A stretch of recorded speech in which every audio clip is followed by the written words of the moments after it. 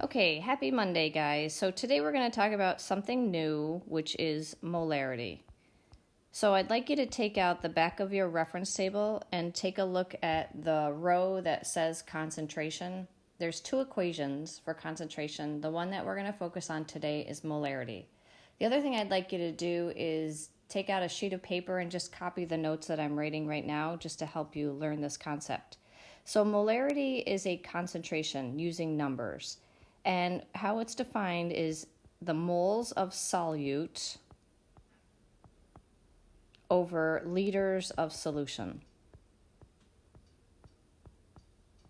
There are no substitutions allowed for that equation. That is the equation for molarity. So notice it doesn't say grams of solute, it doesn't say grams of solution, it's moles of solute over liters of solution. And what this means, if you've ever seen someone that has an IV, or if you've had an IV, typically IVs are a 0.9 molar, which is the abbreviation for molarity, NaCl solution. So anything greater than that would harm the patient. Anything less than that wouldn't do anything for the patient. So to have quantitative numbers and concentration is really important in healthcare. So essentially what this means, if we just draw a really basic picture, is that if we have a 1 liter solution, in there we have 0.9 moles of NaCl. So that would be a certain quantity that we would have of NaCl in there. So if you are given a problem, so something like, let's just change it up in a little bit. Let's just say we have 3 moles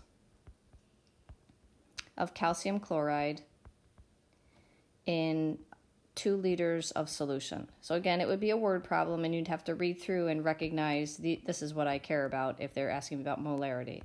So the equation for molarity would be pretty straightforward, right? So it's just molarity equals 3, this is the solute, right? 3 over 2, which would be 1.5 capital M. So when we write molarity, we write capital M. If you wrote molarity, that would be okay too. When we say it molar, so 1.5 molar, like a molar tooth in your mouth. Okay, so again, if they, to make it a little bit more difficult, what if instead now they say we have 100 grams of calcium chloride in 2 liters of solution? So the molarity equation is moles over liters. So you cannot do this 100 grams over 2 liters. No way, that is grams, right? So you have to convert grams to moles.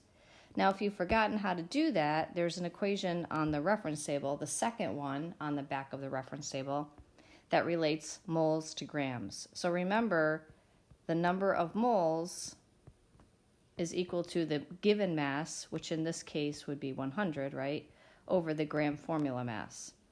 So gram formula mass, again, means you find the mass of the calcium and then the 2 chlorides and you add them up. So it would be 100 divided by the gram formula mass. I'm just going to do this quickly in my head. I think it's 70 plus 40, so 110. So first you would have to do that division, and then you take that answer and then you would plug it back into the moles.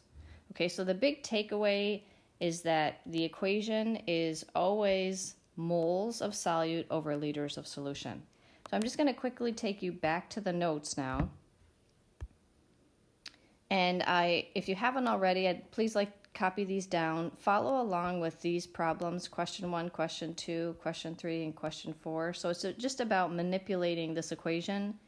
And it's the same idea as D equals M over V, right? The density equation. You're either going to solve for molarity, for moles of solute, or liters of solution. So the first page that's your homework for today is just the basics of using this equation. All right, I hope you have a great day, and I will talk to you tomorrow.